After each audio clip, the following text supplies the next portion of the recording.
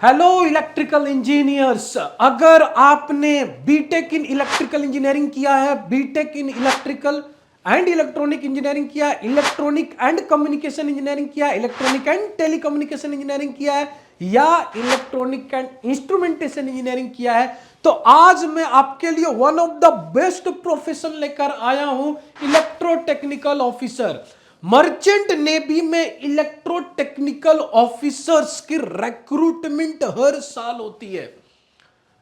अगर आपने BTech complete कर लिया या अगर आपने 3 साल की डिप्लोमा किया है इलेक्ट्रिकल रिलेटेड बैकग्राउंड से, तो आप इलेक्ट्रोटेक्निकल ऑफिसर के लिए एलिजिबल है।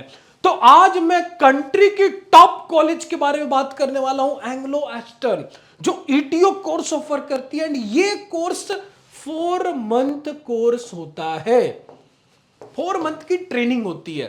इस पे एक अलग वीडियो बनाऊंगा कि किस तरह की ट्रेनिंग होती है, क्या क्या ट्रेनिंग्स में पढ़ाए जाते हैं। आज की वीडियो है, अगर आप भारत के टॉप कॉलेज से ईटीओ की कोर्स करना चाहते हैं जहां पर 100% जॉब है, कॉलेज ज्वाइन करने से पहले ही आपको स्पॉन्सरशिप लेटर मिल जाती है कि 4 महीने सक्सेसफुली कंप्लीट करके आप जहाज पे होगे। तो आज उस कॉलेज की बात करने वाला हूं, एंग्लो एस्टर्न।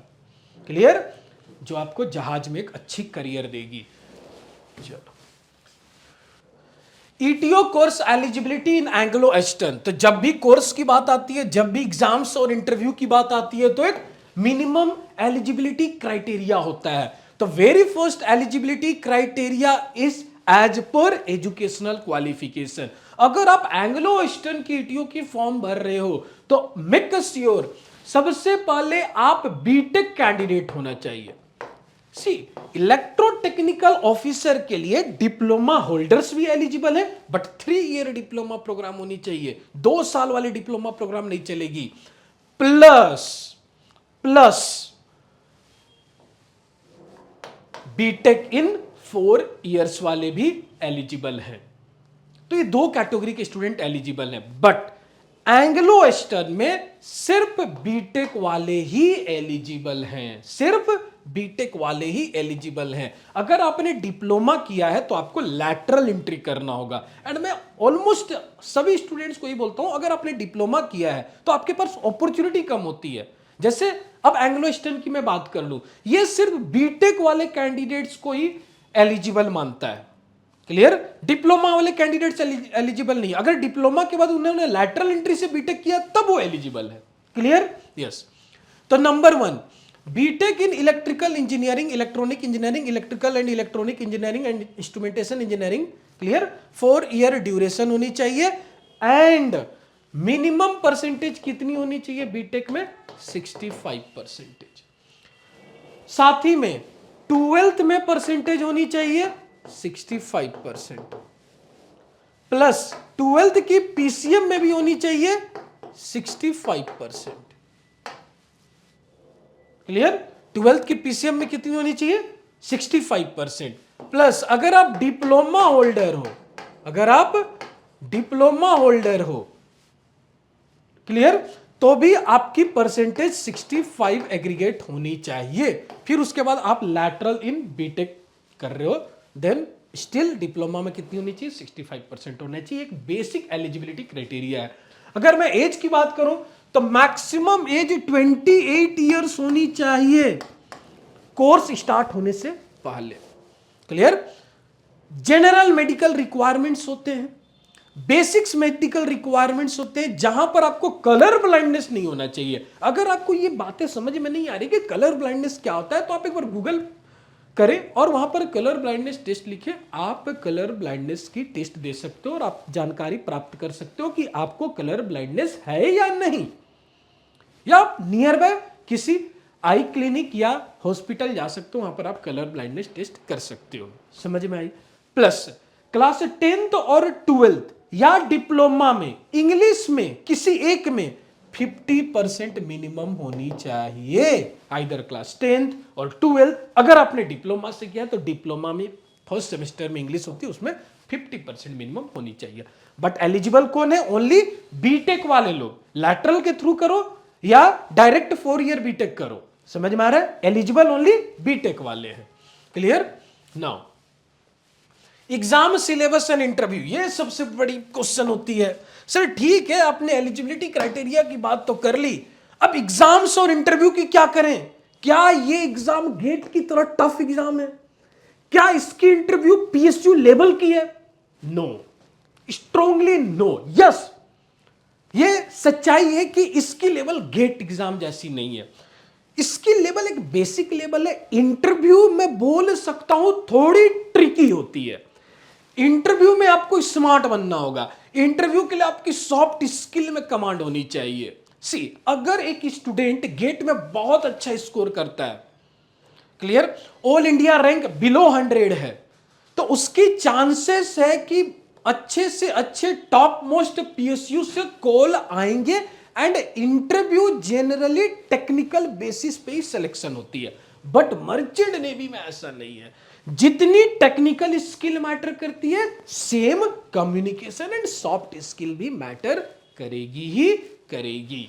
यस, क्योंकि यहां पर जब आप जहाज में जाते हो तो मल्टीनेशनलिटी क्रू के साथ डील कर रहे होते हो सकता है आपके जहाज में 2 जापानीज हो, 2 फिलिपिनोज हो, 5-6 इंडियंस हो, तो डिफरेंट नेशनलिटीज के क्रू मेंबर्स होते हैं। तो कॉमन लैंग्वेज जो होता है, ऑफिशियल लैंग्वेज होता है, इंग्लिश होता है। एंड वहां पर आप मशीनरी रिलेटेड काम कर रहे हो, इलेक्ट्रिकल सेंसर्स पे काम कर रहे हो, ऑटोमेशंस पे काम कर रहे हो, अलार्म्स एंड भी डिफरेंट मशीनरीज पे काम कर रहे हो।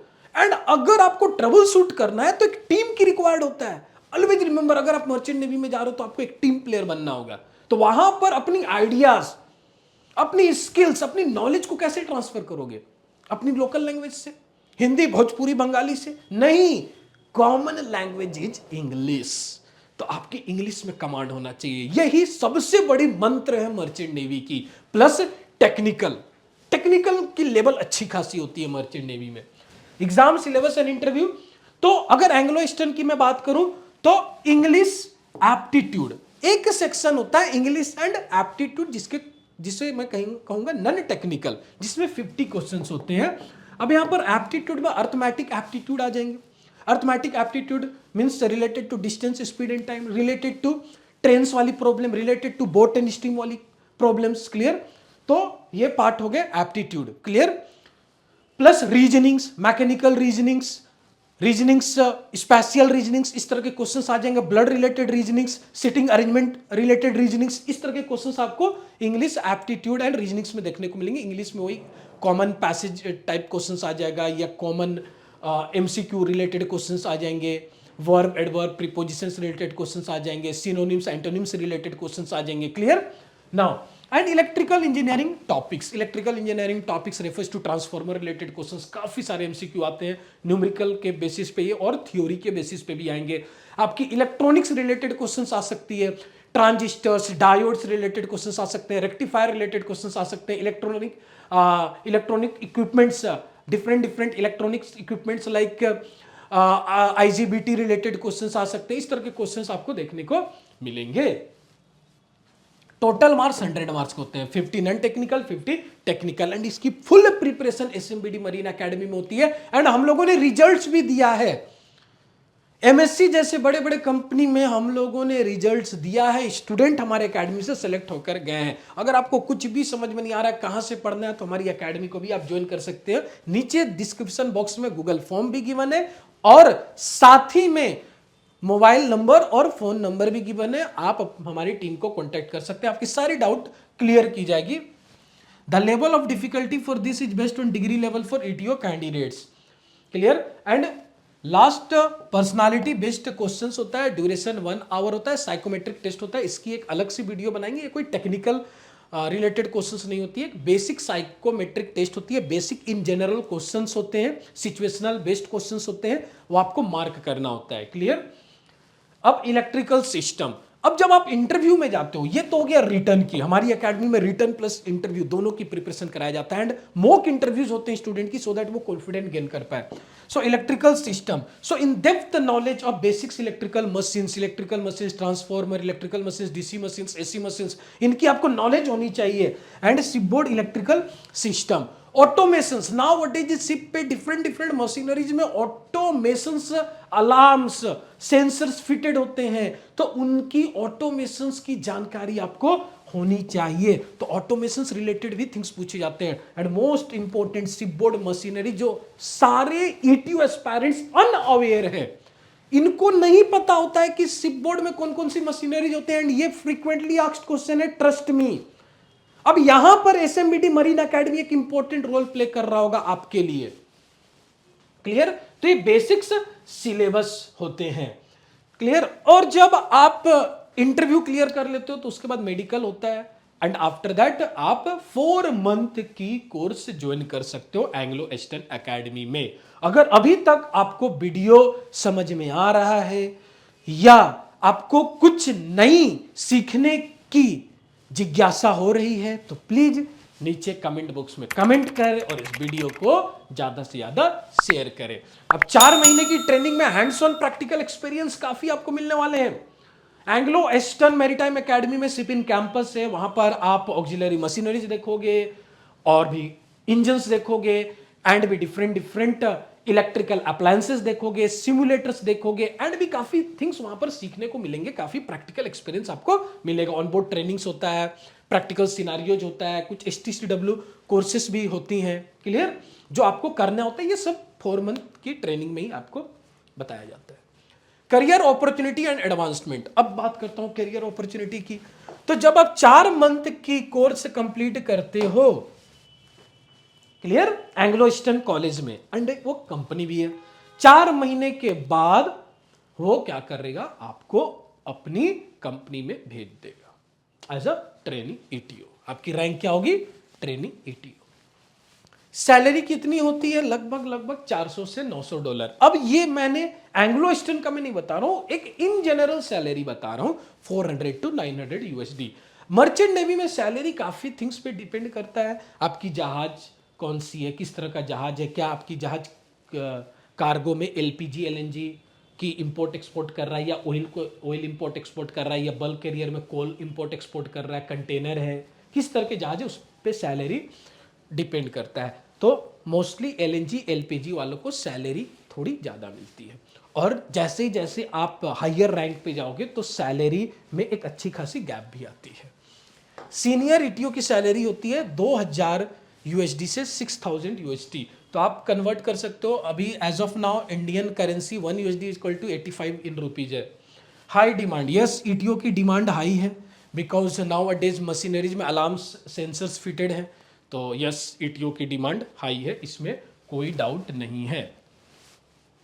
कुछ भी अगर आपको क्वेश्चंस हो related to Anglo Eastern, related to ETO, आप हमें कांटेक्ट कर सकते हैं। ये हमारी कांटेक्ट नंबर है 9068875763। यहाँ पर आप कांटेक्ट करें, आपको इनरोलमेंट डिटेल्स मिलेंगे कि हमारी एकेडमी की नेक्स्ट बैच कब स्टार्ट हो रही है, और इसकी फी स्ट्रक्चर्स क्या, and everything, and start your journey from SMBD Marine Academy. Wish you all the best. Thank you.